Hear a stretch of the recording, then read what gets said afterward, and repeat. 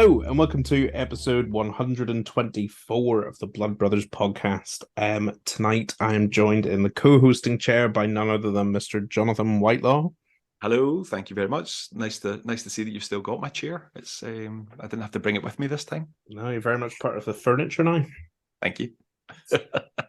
And tonight we are joined by John Sutherland. Hello. Well, thanks very much for having me. Thank you very much for coming. Your second book in the series, if I'm right, The Fallen, is out, I think. Was it last week? Yeah, it came out on the 8th. And I guess, can you tell us a little bit about it to start with? Yeah, I mean, you can have as much or as little as you like, but by way of background, before I wrote books, I was a police officer. I spent more than 25 years in the Met. It was my duty and my joy. And I sort of stumbled into writing, actually just before I retired on ill health grounds. And I wrote a couple of non-fiction books that are out there in the world. But a couple of years back, I just had a fiction itch to scratch, if you can call it that. And I had no idea whether I could write fiction. And so I spent literally about the first 1,500 words to my literary agent. And I said, look, I just don't want to waste your time or mine. So be really honest with me before I go any further. Is there anything in this? And bless her heart, she came back and said yes. So I kept going. And I decided very early on that I wasn't going to write a murder detective for two reasons, really, because I never was one. I mean, I was involved in lots of murder investigations over the years, but never as the senior investigating officer. That was the first reason. And the second reason is that there are a number of other people who write murder detectives extremely well. People like Ian Rankin and so many others besides. And honestly, they could do without my limited company. So for those two reasons, I just thought I'm not going to do murder detectives. But for a number of years as a police officer, I was a hostage negotiator. And there are far fewer of those in crime fiction. So I thought, well, why not have a go at that? Because actually, really, as much as murder investigation, hostage negotiation is the most compelling, fascinating lens through which to view the human condition, if you like. Negotiation always takes place at a point of crisis. And it's at the point of crisis that you discover everything that's interesting about people and their stories. And so I wrote the first one called The Siege, which was published last year. And that was very much a slightly more classic hostage scenario, if you like, a terrorist incident at a church hall in South London. But when it came to The Fallen, the second book, I wanted to look at another part of negotiation. The full title of the role I used to perform is Hostage and Crisis Negotiator. And it's the crisis bit that actually is really the heart and soul of the role. The Hollywood hostage scenario, it does happen, you know, the Dog Day Afternoon, bank robbery gone wrong, or terrorist incident. You know, those things sadly do happen, but they're comparatively rare. Actually, most of the time, what negotiators are called out to deal with is people in crisis, just decent, honest souls who've never been in trouble with the police, but who are having a terrible time and have reached the end of themselves. And it's the negotiator's enormous privilege to try and offer them a helping hand. So The Fallen more or less starts on Westminster Bridge, where a young woman named Becca Palmer is standing on the wrong side of the parapet, apparently ready to jump. And Alex Lewis, who's the returning character, one of two returning characters from the first book, is the negotiator called out to deal with her. And as he approaches her on the bridge, he has three questions in his mind. Why her? Why here? And why now? And he knows that the answers to those three questions, if he can find them, hold the keys to unlocking her story. And if he can do that, then he's in with a chance of saving her life. What he doesn't know, and here I'll finish for now, is that in this particular case, saving her life will only be the beginning. Oh, what a sell! Expertly What a sell! sold. What a That was longer than an elevator, wasn't it? But I hope it gave you a feel for context. Absolutely worth it. Absolutely worth it. Can I kick things off, John? Can I ask, just obviously a very, very intense, pressure-filled job that you did for a long time. Firstly, I suppose it's a twofold question. Firstly, how does fiction writing, and indeed writing within that same sort of scope of what you did for a long time, how does it compare? And secondly, is there a point where you switch off the sort of memories and the reality of what goes on for the fiction element of it, or does that not, or are they sort of symbiotic? Gosh, good questions to kick us off with. Oh, thank you very much. I think to begin with the second half, or the second of your two questions, and I'm not sure how consciously I've thought about it, which makes it an even better question. But instinctively, I would say it is probably more symbiotic. And the reason I left policing early was, and this is all a matter of public record, and I'm very happy talking about it. I had a nervous breakdown, brought on by a number of things, but significantly by the pressure and the demands of the job. Of course. And I was off work for more than 7 months, having barely missed a day in my career up to that point. And as I was sort of towards the latter end of that 7 months of recovery, I'd got to the point where I knew I was going to make it back to work, but I just wasn't ready yet. Yeah. And I sat down at the kitchen table and I started writing. And initially it was quite a mechanical thing. I mean, my brain had almost completely shut down. That's not an exaggeration. And so initially it was 15 to 20 minutes a day, because that's as much as I could manage. Yeah. Just a mechanical writing things down, trying to get the cogs turning again. And I started to write about things that I'd seen and things that I'd done. And of course, as so many people do, what I discovered quite quickly was how cathartic it was. Of course. I was writing about things actually and properly allowing myself to feel them for the first time. But having discovered the catharsis, then found that I loved it. I mean, really, really loved it. And the first non-fiction book, which is a memoir, it's the story of my policing life and of my illness and recovery, that came out while I was still a serving officer, a year before I retired. And I've kept writing since, really as a form of catharsis as much as anything, but for the joy of it too. I'm incredibly fortunate that I lived one life that I loved with every bit of my heart and soul, and I seem to have happened upon a second one, and it's an enormous privilege. It's fascinating. It's really, really fascinating, the sort of power that writing can have. I mean, that's the classic, isn't it? The classic thing that we all get taught from a very, very young age is the power of words and the power of reading in particular, and how your local library and bookshops and things like that can transport you across the universe and back in time, forward in time, all the rest of it. But I think sometimes for writers, I think sometimes, exactly as you say, it is cathartic. And it can be cathartic, and exactly as you say, John, it's not necessarily writing for purpose or with purpose. It's the act of getting it out, right? Yeah. And it's really, really fascinating to hear. That's how you started. Had you done any writing before? Was it something that you'd always sort of had vague ambition of, or was it just completely from scratch? I'll give you a footballing analogy, if I Lovely. may. We love. Well, I'm an Everton supporter, so I'm not sure that I know. Well, I won't disclose the fact that I'm a Liverpool supporter. We can. Me too. Oh, I'm surrounded by them in this episode. I wish someone had told me that, but I don't know. But if Jose Mourinho was the special one, and if my beloved Jurgen Klopp was the normal one, then in writing terms, at least, I'm the accidental one. In that it was never part of a conscious plan that I'd had. It was all I'd ever wanted to be was a copper. only interview I ever went for, only application form I ever filled out, and I didn't have a plan B.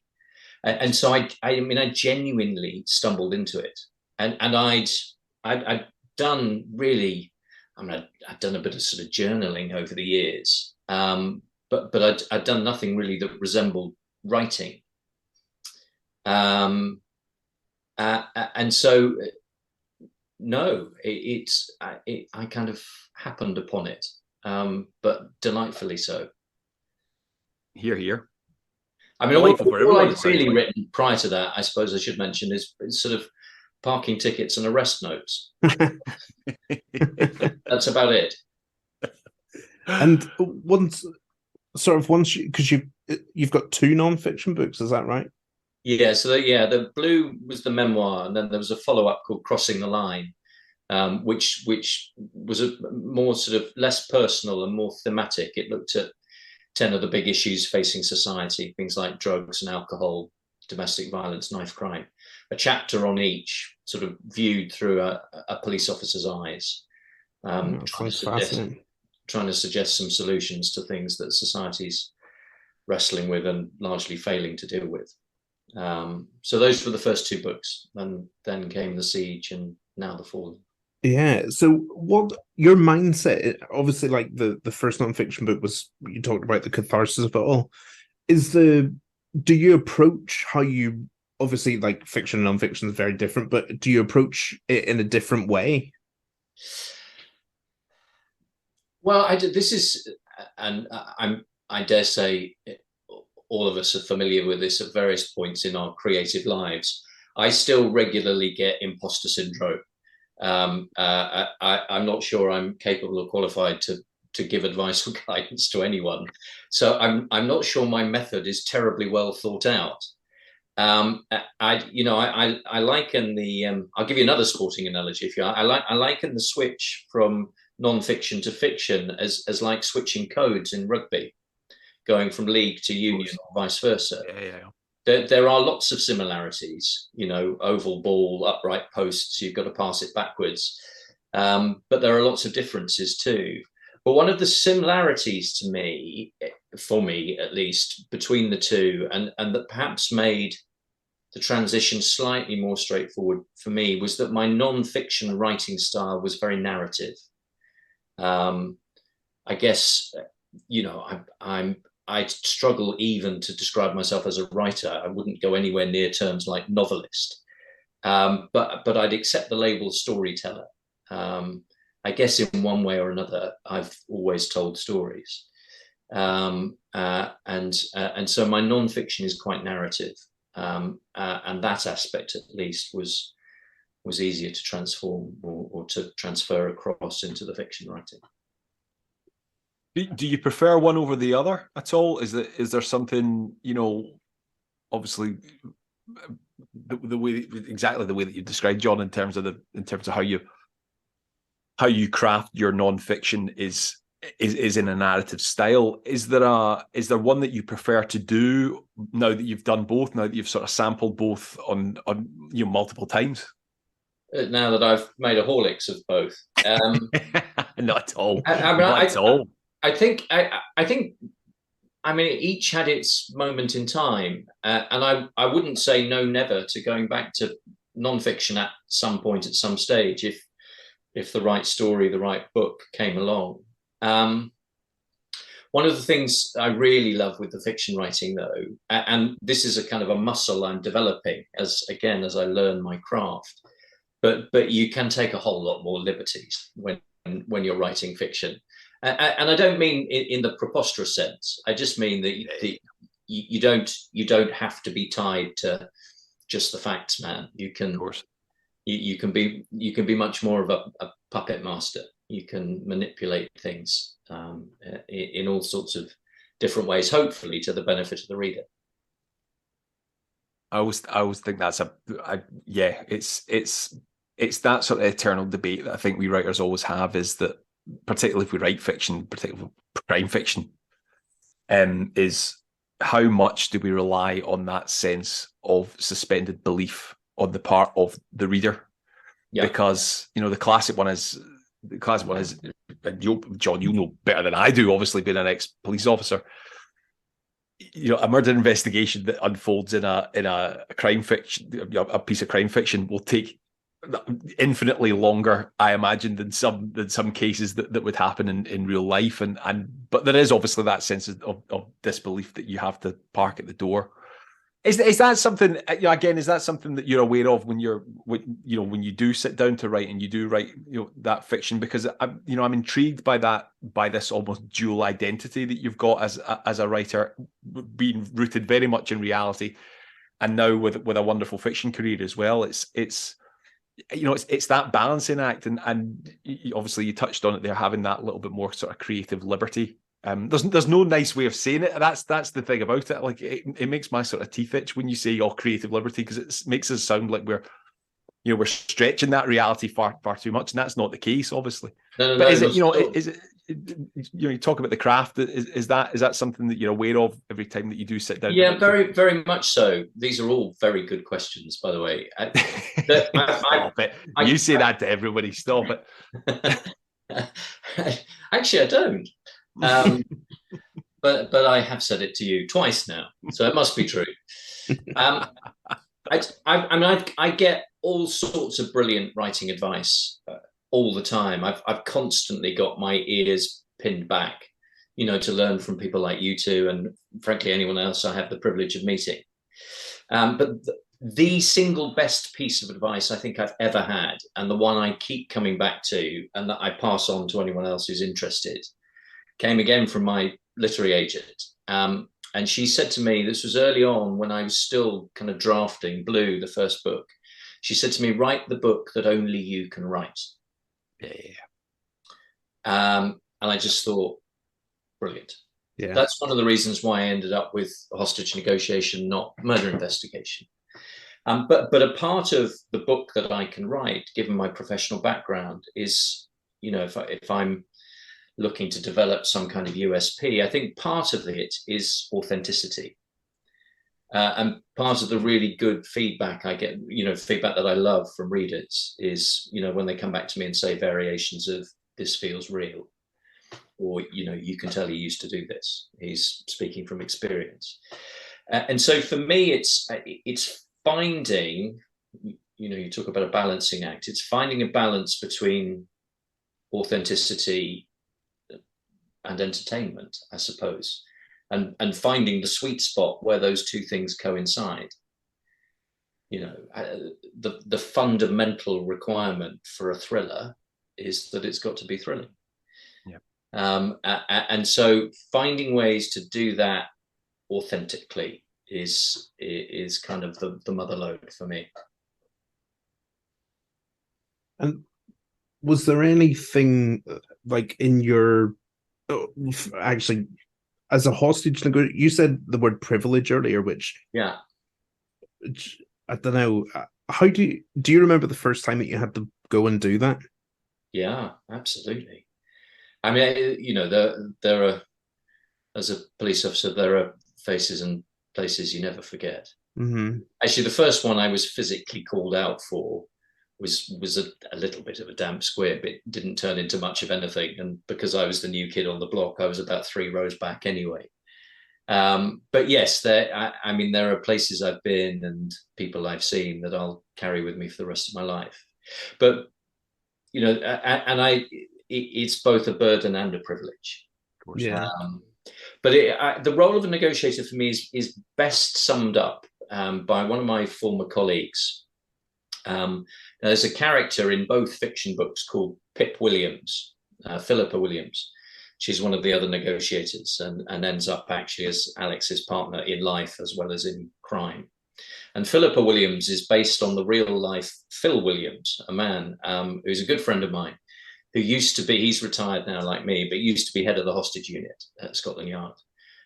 Brilliant guy, brilliant negotiator, brilliant all round.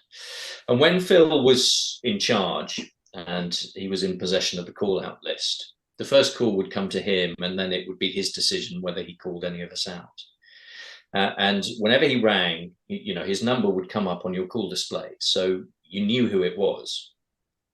But when you connected the call, there'd be no hello, John. There'd be no, how are you doing? Sorry to interrupt you. No, there'd be no small talk of any kind.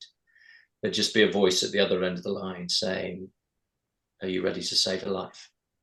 And it was, and of course I've used that in the book with his permission. But it was a little bit of an affectation, I suppose, but actually it did the most extraordinary job of focusing your mind, of emptying your mind of everything that didn't matter and focusing it on the one thing that really did. And I've often said that the greatest privilege, the greatest duty any police officer could ever have is to save the life of another human being. And that's what negotiating was to me. That's amazing. It is. Yeah. It really is. And is there anything that you've seen or experienced that you thought maybe at the time, like, oh, this would be good in a book? No, gosh, not in the moment. Those thoughts couldn't be further from your mind. It's often only when you get to the latter stages or even the end of your career that you suddenly realize you're sitting on a gold mine of stories. Yeah. And as long as you can tell them without there being at another person's expense, then that's a remarkable thing. Yeah. We've had a live question from Twitter. I don't think we've ever had a live one before, so it's quite exciting. To literally just come in. Where's this going, Chris? Where is this going? I'm a bit nervous now. Is it from my mum? Possibly. It's from a person called JJ, and she said, "What advice would you give to someone in a leadership position in the job now? And what did you prioritize in your leadership?" Gosh, I have a feeling I know who JJ is. I think she's an officer in the Met, and she's amazing. I mean, in between writing, I do a little bit of speaking from time to time, and occasionally I'll do a sort of 10 things I learned during my policing career. And lesson number one is always, it's people stupid. It's a corruption of that old Bill Clinton quote about the economy, but it's people stupid. Policing is all about people. In fact, I go so far as to say policing is people. The rest is just politics and paperwork and noise. It's the people you serve, the public, and it's the people you serve alongside your colleagues. And I think actually too often inside policing and indeed everywhere else in society, we forget that. We forget that fundamentally it's people that come first every single time. You know, in policing, it's people who save lives. It's people who find lost children. It's people who safeguard vulnerable adults. It's people who step into harm's way in defense of complete strangers. And there are some bad people among them, and that's been never more apparent than in the last 2 or 3 years. But in my experience, stretching back now over 30 years, most of them are extraordinary. For every tale told of policing done wrong, I could tell 100 of the kind of humanity and heroism that would take your breath away. So the thing I'd say to JJ is people first, always. Wow, that's lovely. You're here. John, I was going to ask, just sort of turning our attention away from the writing process. As someone who's been a police officer, crime fiction is dominated by police officers, fictional detectives, obviously. How are you an active? Are you a keen sort of crime fiction reader? Have you always been? If that is the case, have you always been a crime fiction reader? And if so, is there? How do you see? Because obviously you bring a great deal of experience and authenticity to your fiction. Are there times where you read things, and you don't need to name names, obviously, but are there times where you read sort of crime fiction and go, "Good grief, that's appalling"? I'll name you one name from the sort of TV equivalent. Go on. So let's talk briefly about Line of Duty. which is spectacularly entertaining and wildly popular. But I will confess, for possibly the only time in my life, to becoming the man who shouted at the TV watching it, because it departs so wildly from anything that represents reality. Yeah. But actually, in the end, I had to stop watching it. I might have been the only person in the country who had to start doing that, and that's in no way a slight on the program. It is magnificent entertainment. Yeah, but it's nowhere near the truth. So I and particularly the further I go in my writing journey, the more I understand the kind of the narrative needs. And in fact, I would have to say my absolute crime writing hero currently, and there are many, but Mick Herron. I guess he's a bit spy as much as he is crime with the Slough House series, or Slow Horses. But I just think he's genius. And there are all sorts of places where clearly he's taking right liberties with reality, but it's so rollickingly entertaining that you just don't mind. Sort of, but to give a slightly, people like Michael Connolly, I know stateside Peter James here, just to pick out two examples, are two writers who take their research really seriously. And that shows in their writing. You know when it's not there. You know when people haven't done their homework, but equally, you know when they have. And I suppose that the bar that I set for myself is for one of my former colleagues, serving or retired, just to read something that I've written and just quietly nod their heads and not become the man or woman who shouts at the book they're reading. And nice. The at the start you said you submitted like the first 1,500, 1,600 words. Yeah. Did they stay, or was that like a sort of trial and then they went? No, they stayed. They got heavily edited, first by me, then by my agent, and then ultimately by my brilliant editor. But no, the essence of the story was there in those first 1,500 words. That's great, isn't it? When you hit upon something like that. That's it. It's strange. The Siege is almost a kind of locked room drama. It's a three-handed play. There's a wider cast of characters, but it focuses primarily on three people: a hostage taker, one of the hostages, and Alex, the police negotiator. And I'd had those three characters and the basic story nestled somewhere in the back of my head for about 3 or 4 years before I started writing it. And I have genuinely no idea where they came from or how they got there. But in the end, they became this itch that I had to scratch. And I've loved doing it ever since. I always think that's fascinating. Regular listeners to this show know that I love to hear the process. Obviously, the process of different writers and how obviously we always ultimately end up in the same place, but can have very, very different approaches. And Chris, you feel free to disagree with me, but I think you might agree with me. But I know that certainly guests that we've had on Blood Brothers and things, how you can get writers who come up with the characters almost on the spot, and that's it. They're pretty much there. And then, like yourself, John, you've had characters that have been there and have sort of almost percolated for years, so that when you do sit down to do it, you're ready to go. And then there's other writers that don't really kind of get a grasp on those characters until maybe 2, 3, 4 books into a series. It's absolutely fascinating. It's really fascinating to hear how different it can be. And it's one of the real great jobs, great perks of this job is being able to hear writers and their process. And sort of to that end, you mentioned earlier on that it is a craft. How do you feel that you're getting on with that craft? Is your approach to when you sit down to write, another novel today, is that different to what it was like on day one when you first sat down to start writing your fiction? Has it evolved? Is it how much of it is the same? How much of it is different? I'd say we're straight back to imposter syndrome now. because I'm not sure whether I know the answer to that question for myself, much less whether I can communicate it to anyone else. I still sometimes feel as though I'm just winging it. I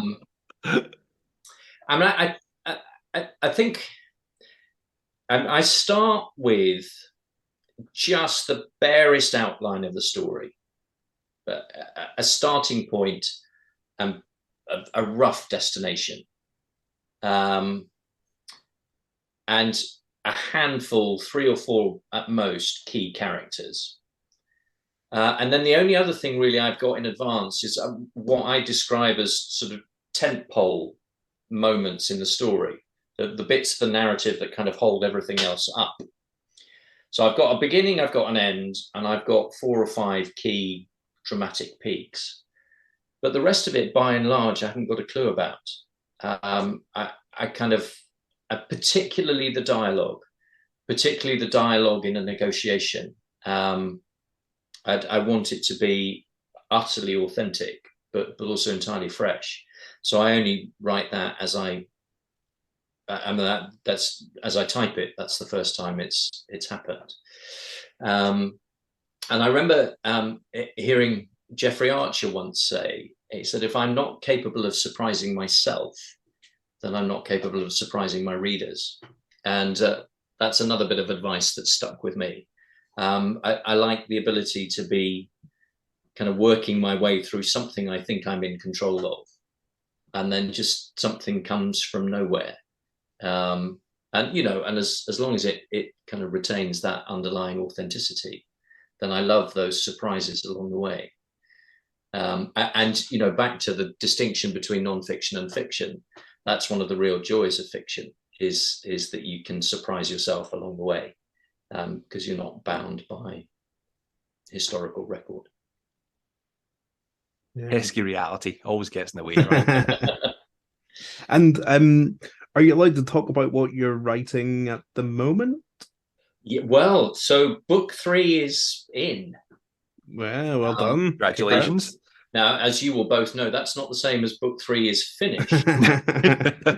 Far from it in my case, unfortunately, but we won't plough that mine, unfortunately. But book 3 is in, and sort of the first significant edit is done.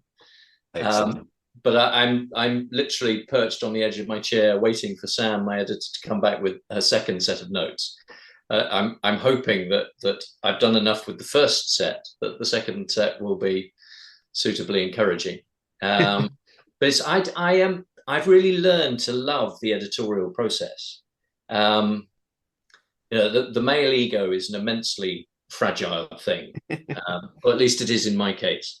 And so when I first kind of handed over the manuscript for Blue, what my fragile ego needed was to be told that I'd written the first great masterpiece of the 21st century. Whereas, in fact, what was actually required was Laura, my agent, to sit me down and say, "There's some really good stuff here." But, and once I was able to park my ego a bit more, starting to recognize the editorial process as part of the creative process. And the more that I listen to people who know what they're talking about, the better a story I'll end up with. And Sam, I think I handed in a reasonably good manuscript. I was pleased with it, but she came back suitably encouraging, but with just a zinging set of notes.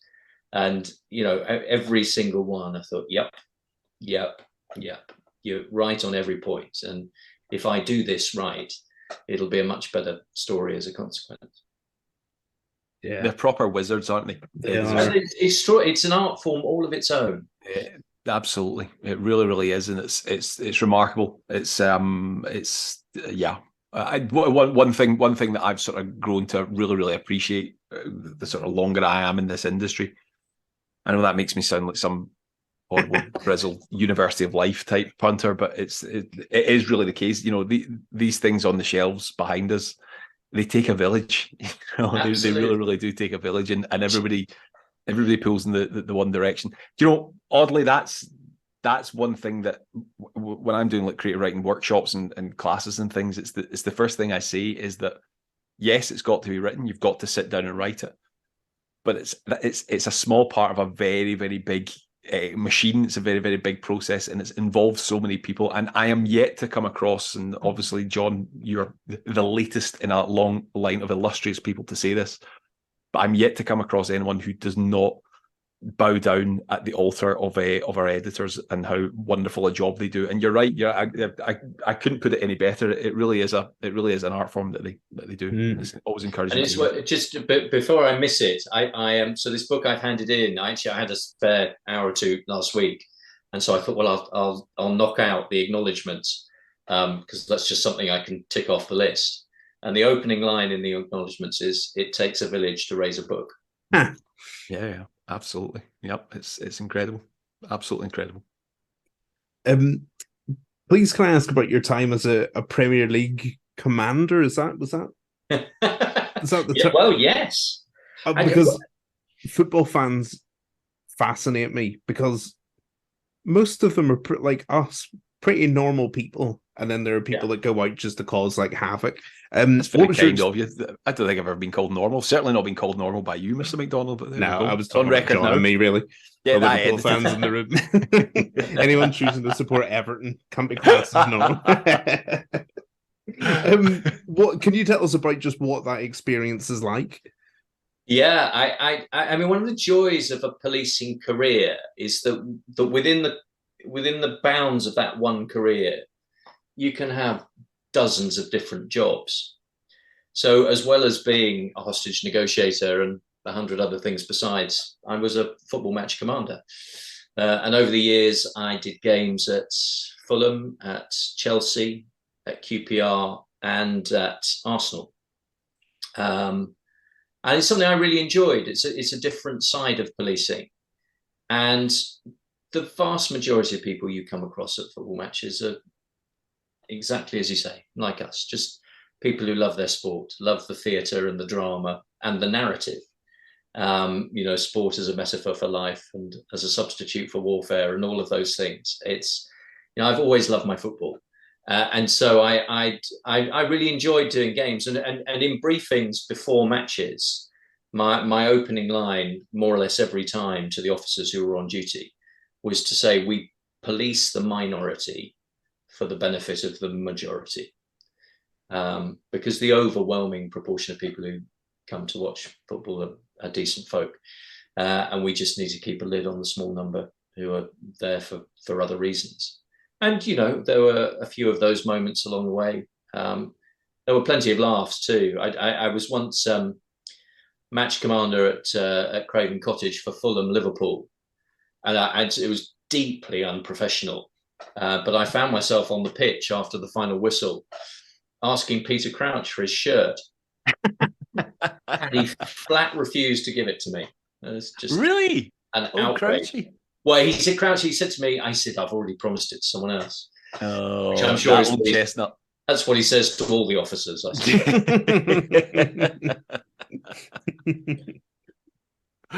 That would be a good one as well. Yeah. Oh, well. Yeah. I'm saying nothing. Nothing. There you go. And we like to end it on asking, what are you reading at the moment? Well, a couple of things, actually, different things. So I'm reading Lessons in Chemistry. Yes, everyone is, and because it was recommended to me, and I'm early stages, but thoroughly enjoying it. And I'm also rereading a book that only came out quite recently on the non-fiction side of things, but called Order Out of Chaos. And it's a book by another former hostage negotiator. So it's a little bit of busman's reading for me, but it's also slyly a little bit of research for the next book. But a guy called Scott Walker, who's written a whole load of lessons from negotiation as they apply to the rest of life. So those are the two I'm on right at the moment. Sounds great. What about you, Johnny? I'm because I'm traveling at the moment, I've gone full travelogue, and I've got Michael Palin's Into Iraq. It just so happens to be on my desk at the moment. I'm holding it up. I know that we're an audio only podcast, but I am holding it up, and it's thoroughly. I mean, I love Michael Palin, and I've always loved his. I loved the TV shows, and it wasn't until I was sort of in my mid to late 20s that I actually started reading his stuff, and then I reread it over the last sort of year and a half. So this is a new one that was relatively new. I think it came out the tail end of 2022, and it was. I think it was a Channel 5. I haven't seen the documentary series, but I believe it was on Channel 5, and it's just his sort of diaries from that trip. And he's a wonderful writer. And I've always thoroughly enjoyed the thing about the difference, the big difference between the sort of TV shows and the diaries that sort of accompany the series. It's sort of much more warts and all, and you spend a lot more time in airports and at customs check-ins and all the rest of it. And as someone who's jetting back and forth between North America and Canada, I can suddenly relate to that a lot more than perhaps I used to, and spending a lot more time in airports than I used to. But it's all good. So yes, Michael Palin's into Iraq. Very nice. And you, Chris, what are you reading? I have discovered Lawrence Block very late into my life, I think. So I'm reading. Strangely, I read like book 5 in his Private Investigator series, and then I loved it, so I've gone back to book 1, and I'm going to start reading them in order. Sins of the Father, I think it's called. Really good. Set in New York and just like grimy and sleazy and funny as. Lovely stuff. So I'm about to finish that, and I think I'm going to start The Treatment by Sarah Moorhead next. It sounds really good, and her first book was great, so I've got high hopes for the second.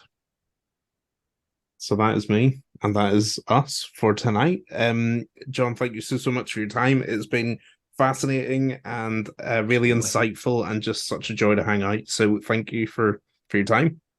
Thanks so much for having me. It's been a pleasure. And listeners, do go grab John's books. You're in for a treat, and it's just such great stories. So yeah, thank you, and thank you for listening, and we will see you next time. Bye-bye.